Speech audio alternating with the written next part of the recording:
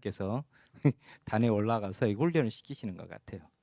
감사하기도 하고 원망스럽기도 하고 그렇습니다. 제가 이제 이게 우리 방장로님도 설교를 준비하는데 꼭 일주일 전 이렇게 안 나와요. 꼭 이렇게 들이닥쳐야 이게 해지고 그래서 굉장히 이게 부담이 많습니다. 그래서 내일 또 좀 꼬시름한 게 방장로님은 내일 안식일날 설교를 해야 되기 때문에 아마 더 힘드실 거예요. 그래서 지금 저는 이제 어제 제가 잠을 자는데 새벽 2시에 제가 갑작스럽게 깼는데 여러분 진해에 한번 물려보신 적 있으세요? 예, 제가 보니까 진해가 상당히 큰 게 뭔 것 같아요. 제 생각에는 이렇게 작은 거 물어갖고는 그렇지 않는데 제가 애진 가는 거 작은 거 물으면 그냥 자요. 그래도 물어도 깜짝도 안 합니다. 그런데 예, 그렇죠. 그걸 몰랐습니다. 그래서 물파스를 발랐는데 어제 새벽 2시에 딱 잤는데 이 겨드랑이를 정확하게 물었어요. 그래서 얼마나 따끔하든지 제가 깜짝 놀라서 이렇게 뭐 그 겨드랑이에 뭐 대바늘 하나 들어오는 느낌이어가지고 그래서 이게 그래서 이제 그 거울을 통해서 딱 겨드랑이를 봤더니 이 두 개 이빨 자국 두 개가 딱 났더니 찌개가 이렇게 두 개가 있으니까 딱 찝으면 두 개가 나요. 대차나 이 구멍과 구멍 사이가 이게 멀면은 찌개가 크다는 소리인데 상당히 멀더라고요. 그래서 생명이 큰 놈이 물었구나 했는데 아니나 다를까 온몸에 다 두드러기가 났어요. 또 이렇게. 네, 그래 아니 못 잡아서 그거 잡으려고 1시간을 뒤졌는데 안 나오더라고. 그래서 1시간 동안 헤맸습니다. 그래서 잠까지 설쳤어요. 근데 저희 집사람은 잘 자더라고요. 그래서 예, 그래서 그 암수가 다니기 때문에 한 마리 죽이면 그 뒤에 또 한 마리 있다는 식으로 이야기를 하시는데 예, 제가 죽인 지네만 해도 엄청 죽였어요 거기서. 그래서 어제 문득 들기를 야 나이를 먹으면 병원 가까이 살려야 하는 본능이 생길 수도 있겠다라는 생각이 들더라고요. 갑자기 뭐 보이면 물리거나 갑작스러운 상황이 생기면 바로 병원에 가야 되는데 구리는 너무 멀잖아요. 그래서 갑자기 그런 생각이 들었어요. 자, 지금 이제 십자가라는 이 시가 있습니다. 윤동주 시인이 쓴 십자가는 시인데요. 이게 읽어보면 쫓아오던 햇빛인데 지금 교회당 꼭대기 십자가에 걸렸습니다라고 이야기가 돼 있어요. 이게 윤동주 씨의 그 유고 시집입니다. 유고 시집 마지막 시집인데 하늘과 바람과 별과 시 중에서 나온 내용 중에 십자가는 내용입니다.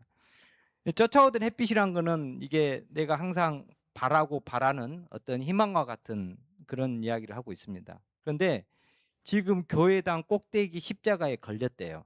그래서 좀 난감한 상황에 좀 처해 있다라는 그런 의미를 가지고 있는 것 같습니다. 그래서 첨탑이 저렇게 높은데 어떻게 올라갈 수 있을까요? 이 말은 좀 무기력함을 이야기하고 있는 것 같아요. 이게 좀 어려운 상황인데 이제 이게 우리가 일제에 우리나라를 빼앗겼던 상황이라 이제 이렇게 이제 같이 이제 그 시대적 배경과 같이 이제 해서 이야기를 하는데 어떻게 할 수 없는 그 무력감을 지금 이야기를 하고 있는 거예요. 어떻게 할 수가 없구나. 이게 조국이 나라를 빼앗겨서 어쩔 수 없는 상황에 놓였고 그리고 이제 뭐라면 종소리도 들려오지 않는데 휘파람이나 불며 서성거리다가 이런 뜻이 있어요. 종소리는 어떤 희망이 좀 들려오면 좋겠는데 희망도 보이지 않는다는 겁니다. 그래서 휘파람이나 불면서 서성거리다 할 것이 없는 거예요. 내가 할 수 있는 것이 없구나라는 그런 자조적인 표현입니다.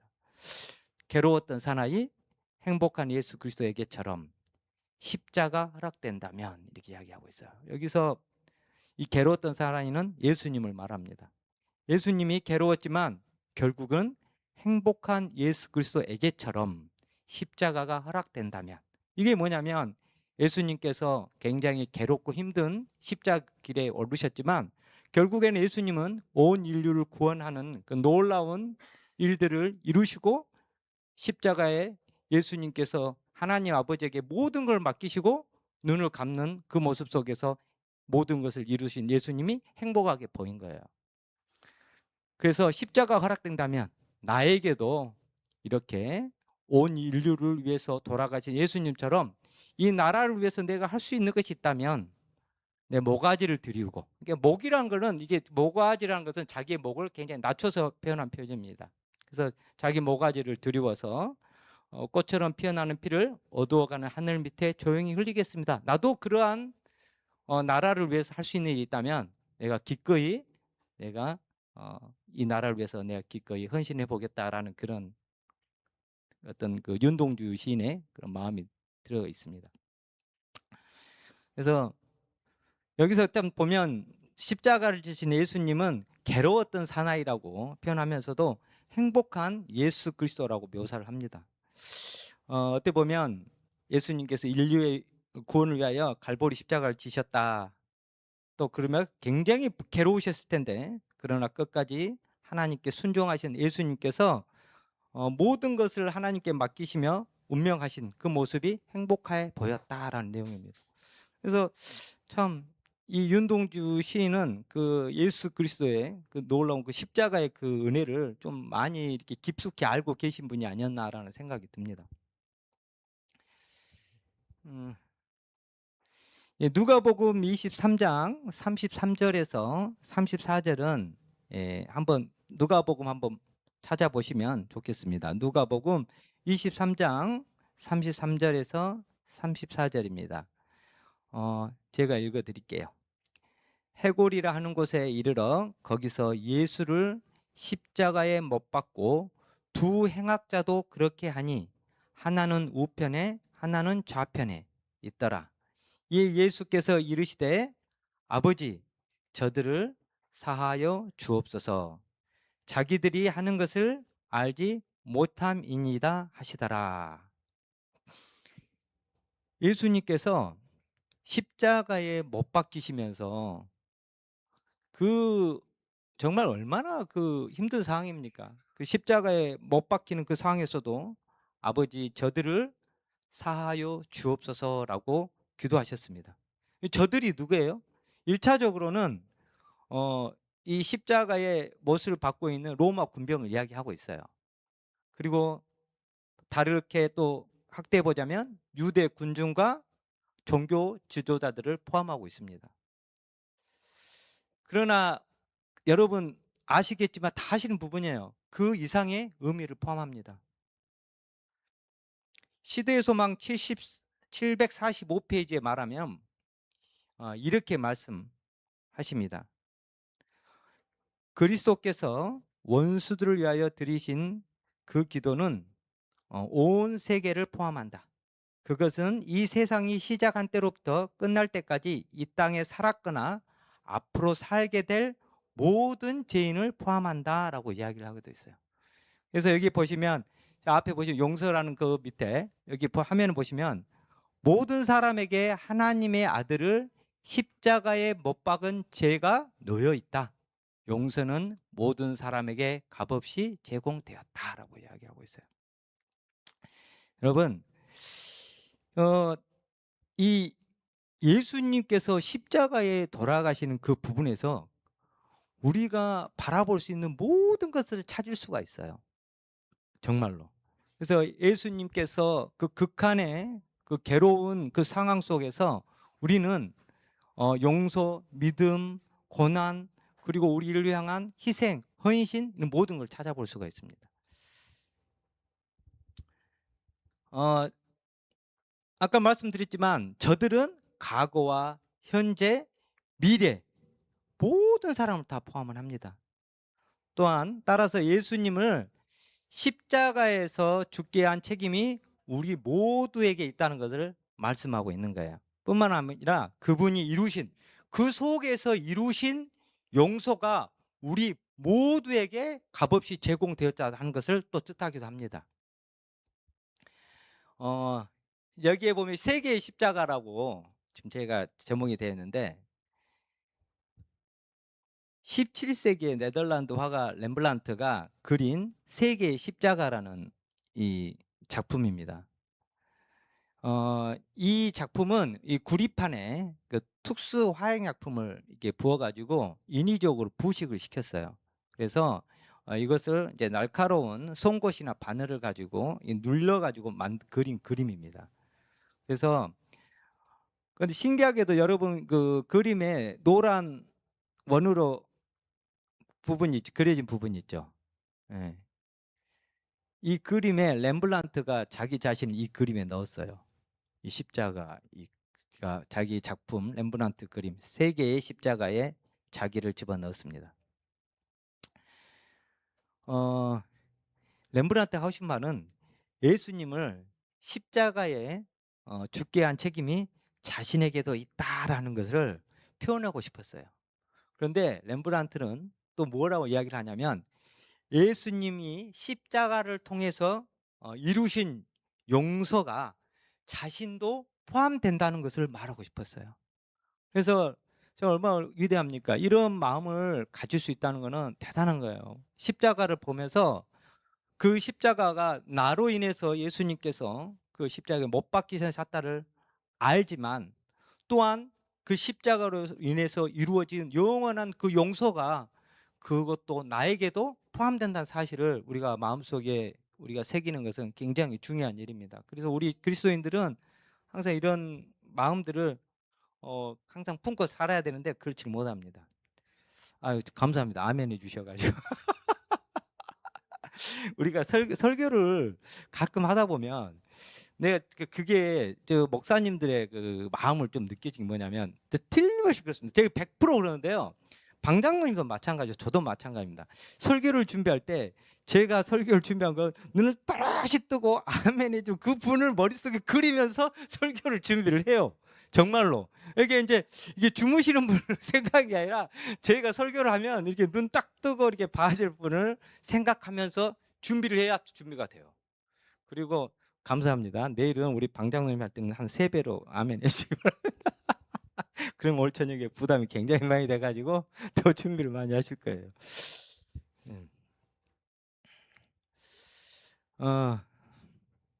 우리가 용서의 이 비결이라고 되어 있습니다. 우리가 여기에 보면 여기 적혀져 있네요. 잘못한 사람을 용서하는 비결은 십자가에서 이루신 예수님의 용서를 자신의 것으로 삼는 데 달려 있다라고 되어 있어요. 그래서 우리 스스로 사람을 용서할 수 없어요. 많이 느끼시죠? 용서하는 예수님이 우리 마음에 역사하실 때만 용서가 가능합니다. 정말 우리가 얼마나 살다 보면 미워하기도 하고 증오하기도 하고 또 어떨 때는 이제 좋아하기도 하고 어쩔 때는 싫어하기도 하고 얼마나 그런 것들이 많습니까? 제일 꼴보기 싫은 누구예요? 옆에 같이 사는 부인일 수도 있고 남편일 수도 있는 거죠. 애증의 관계죠. 그러나 우리가 살다 보면 용서할 수 있는 것은 우리가 시선이 예수님의 십자가에 예수님께 고정되었을 때 용서는 정말 쉽게 이루어집니다. 우리 부인과 우리 남편의 뒷 모습들이 짠하게 보이는 것은 뭘 통해서? 우리 예수님께서 저 남자를 위해서라도 얼마나 기도하실까 그런 마음이 있기 때문에 그런 용서가 가능한 거예요. 우리의 마음속에 예수님이 없으면 결단코 저는 용서가 이루어지지 않는다고 봅니다. 잠시 잠깐 감정이 주체할 수는 있어요. 그러나 또 어떨래요? 또 어떤 세운한 게 있으면 그 용서했다는 것이 다시 스멀스멀 올라온 것이 인간의 인지산정입니다. 그래서 다시 한번 말씀드리지만 우리 스스로 누군가를 용서할 수 없을 때 우리의 마음에 누가 없다는 거예요? 예수님이 없다는 겁니다. 그래서 우리가 그때는 더 우리가 1만 달란트 빚진 자가 어땠어요? 적게 얼마나 많은 빚을 졌지만 하나님께서 큰 그 빚을 탕감해 주셨잖아요. 그런데도 불구하고 나에게 조금 서운하게 한 사람에 대해서 어때? 우리는 그냥 뭐냐, 이거 그냥 죽을 때까지 미워하고 싶은 마음으로 확 고독고독 팔라고 그러잖아요. 그게 사람의 마음이에요. 그랬을 때 우리의 마음속에 예수님께서 얼마나 큰 많은 빛을 우리에 탕감해 주는가를 우리가 깊이 생각할 필요가 있습니다. 그래서 우리가 병원에서요 환자분들이 얼마나 싸운지 몰라요. 다인실이 4인실 6인실이 있어요. 제일 문제가 많은 데가 사람 많으신 거예요. 1인실에도 무슨 문제가 있겠습니다. 2인실도 별로 문제가 없는데 4인실 6인실 이제 제일 이제 그 병실에 있으면 오래되신 분들이 있어요. 한 1년, 2년 장기간 계신 분들 있어요. 그분이 이제 방에 이제 대장이에요, 대장. 근데 그분이 일반 사람이 생각하면서 꼭 우리 교인이에요. 또 완실 교인이에요. 그러니까 오랫동안 이제 자기 집 같으니까 이제 계신단 말이에요. 자기 집처럼 깨끗이 하고 누구 영혼을 구원하시고 노력한 건 인정을 해요. 근데 자기만의 룰을 만들어 방에서. 뭘 만든지 아세요? 제가 기가 막힌 걸 말씀드릴게요. 이거 재밌으시라 하는 거예요. 우리 방은 사람이 4사람이 쓰기 때문에 이 화장실이 4명 쓰면 냄새가 나고 관리하기 힘드니까 이 방 4인실에 들어오신 분들은 이 화장실 쓰시면 안 되고 바깥에서 화장실 쓰시고 여기 쓰지 말아라. 이러니까 이 이제 새로 오신 분들이 기가 막힌 거예요. 이 몸도 불편하고 그러신 분들은 바로 거기 화장실을 이용해야 되는데 이 오래되신 터줏대감 되시는 그래요? 집사님이나 이런 분들이 여기 4명이서 화장실을 사용하면 냄새 나고 관리하기 힘드니까 그냥 밖에서 그 공중 화장실을 이용해라 이야기를 하는 거예요. 그래서 얼마나 마음에 상처를 받았는지 한 분이 막 힘들어하는 거예요. 그런데 이분이 이제 예수님을 이제 발견하고 또 예수님께서 이제 어떤 관계 속에서 이제 얼마나 이 큰 죄인인 나를 용서하셨는지 또 하나님께서 얼마나 나를 이렇게까지 사랑하시다 보나 그 사랑을 깨닫고 나니까 그분이 이제 오히려 그 룰을 가지고 막 못하게 하신 분이 그냥 불쌍해 보이더래요. 그냥. 그래서 옛날에는 막 인상 쓰고 그랬는데 나중에는 언니야 그러면 안 되지 그러면서 막 이렇게 하니까 결국에는 이제 서로가 마음이 또 풀리면서 그래 이게 쓸데없이 이게 화장실 못 쓰게 하는 것도 좀 그렇다 해가지고 이제 결국에는 개방도 하고 서로 잘 나눠 쓰시더라고요. 예. 그래서 우리가 다시 한번 말씀드리지만 우리가 서로 용서하고 상대방을 불쌍히 여길 수 있는 마음과 그런 여유를 갖기 위해서는 우리가 갈보리 십자가로 가야 합니다. 그래서 예수님께서 이루신 그 공로를 통해서 우리가 용서를 확인하고 그 용서가 우리 것이 돼야 돼요. 우리 자신의 것을 삼으셔야 됩니다. 그래서 우리가 늘 용서할 때 여러분 누군가를 용서했을 때요 거기에서 이루는 희열과 기쁨은 이루 말할 수 없습니다. 정말 용서할 수 없을 것 같을 때에도 내가 용서하지 말아야지 이렇게 할지라도 왜 용서가 돼요? 저도 똑같은 죄인이거든요. 하나님 앞에 제가 1만 달란트의 빚을 졌는데 내가 사함을 받았는데 100달란트 빚진 자에 대해서 나에게 빚진 자에서 그거 하려 그러면 되겠어요? 그래서 우리의 모든 죄는 우리의 갈보리 십자가에서 용서받을 수 있고 해결될 수가 있습니다. 예수님은 십자가에서 우리를 위한 구원을 이루셨습니다. 누가복음 23장 42절 43절에 이렇게 말씀해요. 누가복음 23장 42절에서 43절입니다. 이르되 예수여 당신의 나라에 임하실 때에 나를 기억하소서 하니 예수께서 이르시되 내가 진실로 내게 이르노니 오늘 내가 나와 함께 낙원에 있으리라 하시니라 라고 말씀하십니다. 여러분 그 강도 두 편이 한편 이제 우측인지 좌측인지 모릅니다. 한편 강 두 편 양편에 두 강도가 있었는데 이 두 강도는 십자가에 매달릴 때 똑같이 예수님을 저주했어요. 욕했습니다. 같이.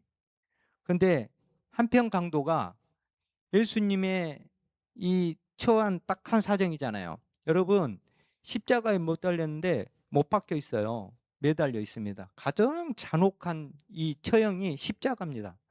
그 십자가에 달려 있는 게 그 고통을 누가 가장 잘 알아요? 강도들이 잘 알아요. 지금 얼마나 고통스럽고 저주스럽고 할 수만 있으면 어떻게든 이 상황에서 벗어나고 싶고 정말 마음을 다해서 머리 끝에서 발끝까지 이 상황을 벗어나고 싶은 그 간절한 마음은 이 두 강도들이 가장 잘합니다. 그런데 이 한편 강도가 그런 상황에도 불구하고 예수님께서 그들을 자기를 못 받고 있는 자들을 위해서 저들의 죄를 용서해서 저들을 하는 짓을 모릅니다. 이렇게 말씀하신 것과 예수님께서 그의 어머니 마리아가 오셨을 때 그 요한에게 어머니를 맡기시는 모습들과 또 그들을 바라보는 그 자상한 눈길 속에서 강도는 어땠어요? 마음이 변했어요. 그 강도는 예수님께서 들려오던 그 소문들을 곱씹어 보았습니다. 그 십자가에 달리신 그 모습을 통해서 강도는 마음이 변화가 일어났어요. 뭐 함으로써요? 바라보고 그분의 말씀과 생각들을 더듬어 보면서 그분이 변화가 일어난 겁니다. 우리가 예수님께서 십자가 위에서 보여주신 말씀과 태도를 통해서 그분을 그리스도로 알아본 거예요. 그러면 우리는 그러한 강도보다 어때요? 더 나은 처지에 있죠, 지금은. 그래서 더 처절하게 알 수는 없겠지만 우리가 이 강도를 통해 우리가 바라보면서 얼마나 그런 상황에서도 그 참혹한 상황에서도 얼마나 예수님의 모습과 태도와 그 말씀이 얼마나 인상적이었으면 극한 상황에 있는 강도도 그 모습을 보고 태도를 바꿨을까라고 생각을 해볼 필요가 있다고 생각을 합니다. 예수님께서 십자가에서 우리를 위한 구원을 이루셨습니다. 누가복음 23장 42절 43절은 이렇게 말씀합니다.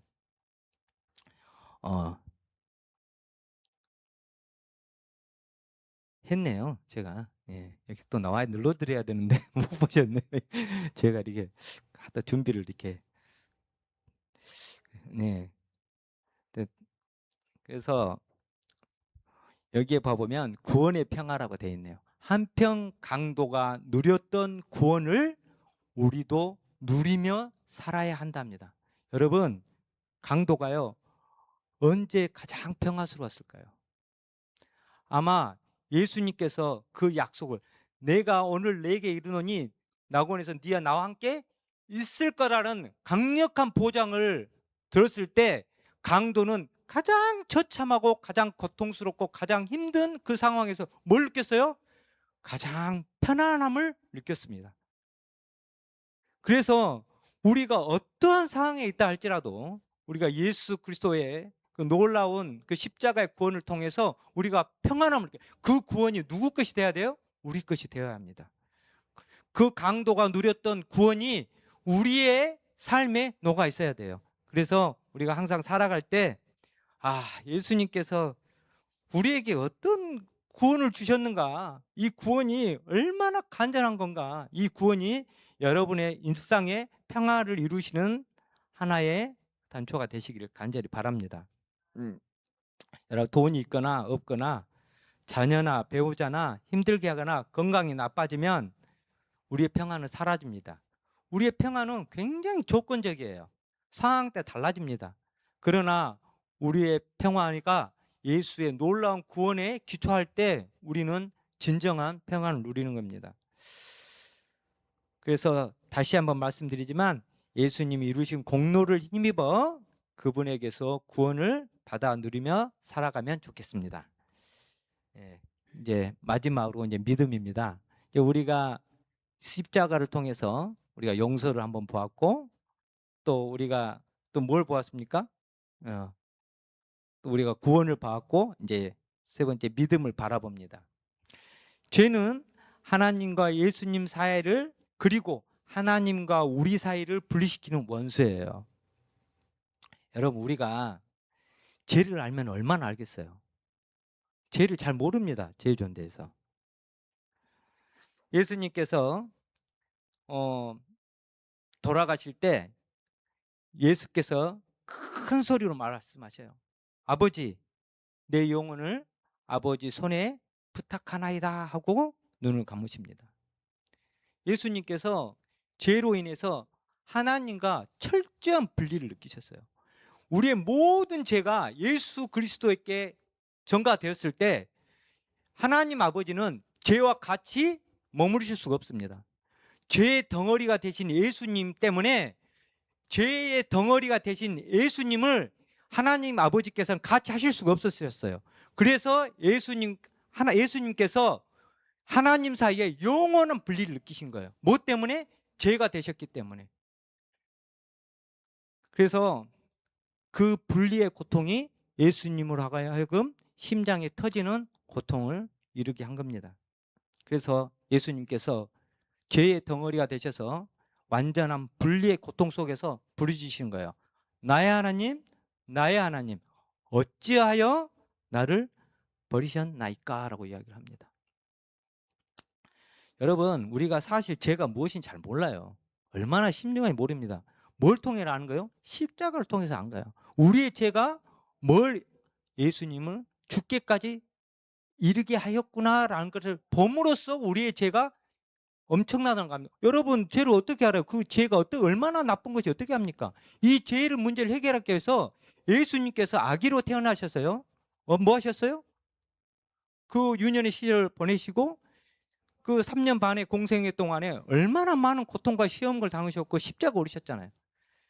그 죄의 문제를 해결하시기 위해서 하나님의 아들 왕께서 내려오신 거예요.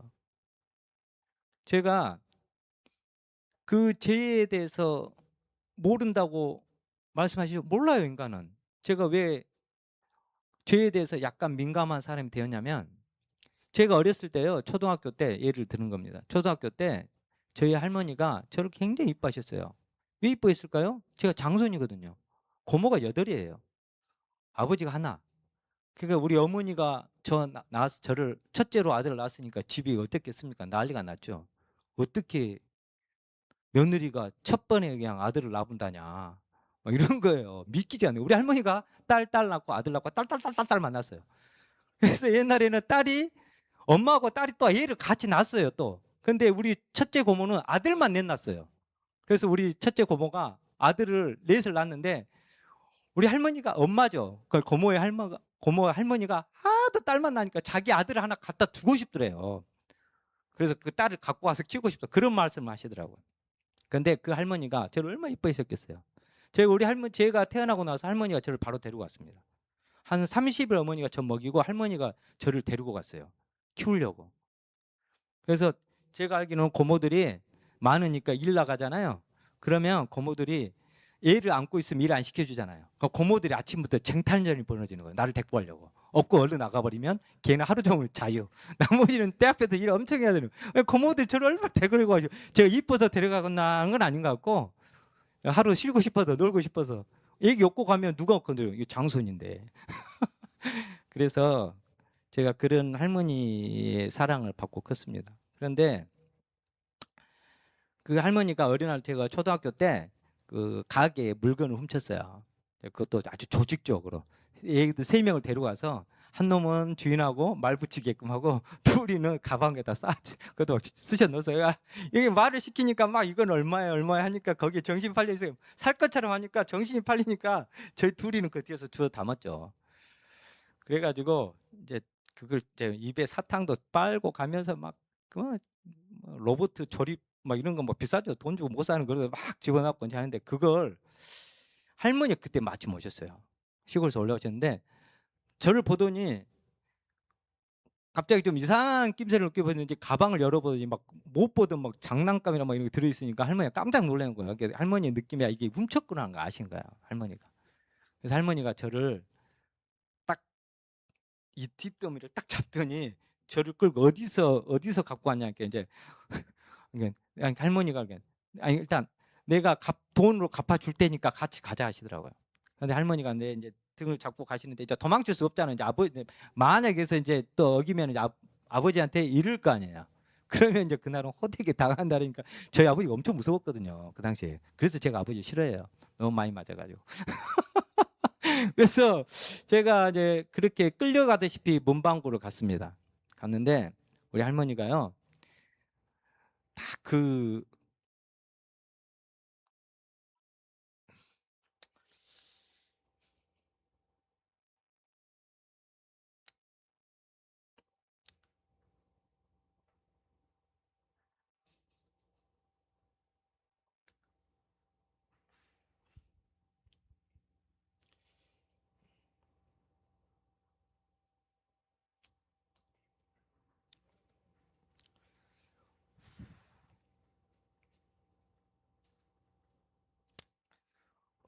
할머니가 무릎을 꿇으시더라고. 우리 손주가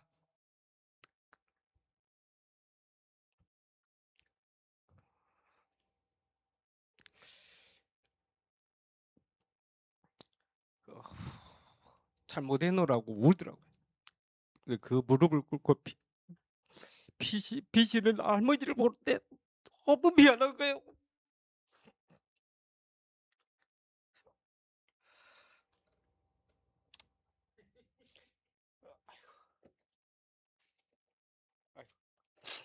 화장지가 없네요. 아유, 그래가지고 갑자기 할머니 생각나네요. 그래서 지금 눈물 난 것 같아요. 할머니가 저 생각은 못했는데 할머니가 그 주인 앞에서 무릎을 꿇고 죄송하다 잘못 키워서 비시는 거예요. 그 모습 속에서 제가 얼마나 충격을 받아요. 그 뒤로부터는 누군가의 것을 훔치고 하는 거는 정말 이건 해서는 안 되는 거구나 라고 깨달았어요. 마찬가지예요. 예수님께서 십자가를 보여준 거는 그런 내용입니다. 내가 있잖아, 너희 죄가 이렇게 심대한데 이 죄가 나가 너를 위해서 목숨의 값을 치러야 할 만큼 큰 심대한 거란다. 내가 그래서 너희와 나를 분리시키는 이 죄에서 너희를 건져주고 싶다.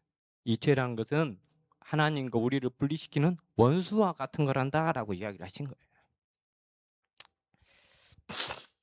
그런 과정에서 하나님과 분리를 느끼셨겠죠. 예수님께서는 하나님과의 분리를 느끼셨습니다. 예수님은 하나님에 대한 믿음을 그런 와중에서도 분리의 그 상황에서도 믿음을 가지셨어요.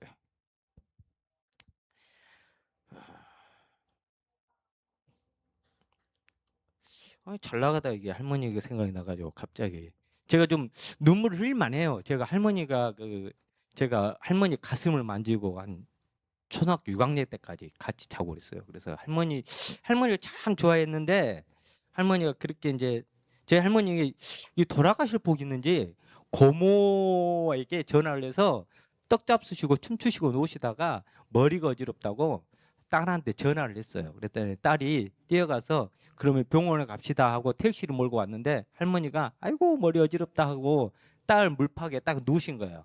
그런데 병원에 와서 딱 봤는데 돌아가신 거예요. 그렇게 돌아가셨어요. 그래서 참 그 뜻하지 않게 어떤 뭣도 없이 돌아가셨는데 그런 걸 보면서 저희 할머니가 좀 복이 있으시다 이렇게 생각을 합니다. 그 잘 다니던 절도 그 장손이 기도하니까 우리 할머니가 그날로 묵주하고 불상을 다 버리셨어요. 우리 할머니가 그 40-50년 다니시던 그 절을 끊으셨습니다. 그래서 제가 몰랐는데 우리 어머니가 나중에 이야기하는데 할머니가 그런 말 하는 거예요. 영구가 왜 어머니? 너 그때 기도하고 난 뒤로부터 할머니 너 절에 안 간 거 모르냐? 몰랐습니다. 그랬더니 너 그때 할머니 손잡고 기도한 뒤로부터 할머니 절에 안 갔어. 그러는 거예요. 그때 어떻게 됐습니까? 그랬더니 너 할머니 그 불상이랑 묵주랑 싹 다 버려온 거 모르냐? 그러니까 몰랐다는 거예요. 몰랐어요 제가. 그랬더니 할머니가 그러시더래요. 아이고 이제부터는 이제 절에 가서 부처님 모실 것이 아니고 우리 장손이 믿는 하나님 믿어야지. 이제 누굴 믿건지 이제 이렇게 이야기를 했다는 거예요. 그래서 그 할머니가 그날부터 절에 안 가셨어요. 이게 참 할머니가 나를 되게 사랑하셨나 보다라는 생각을 지금도 합니다. 그래서 할머니가 그때 제가 할머니 손을 잡고 기도를 했는데 할머니가 이제 전기에 감전된 듯한 느낌을 받으셨는가 봐요.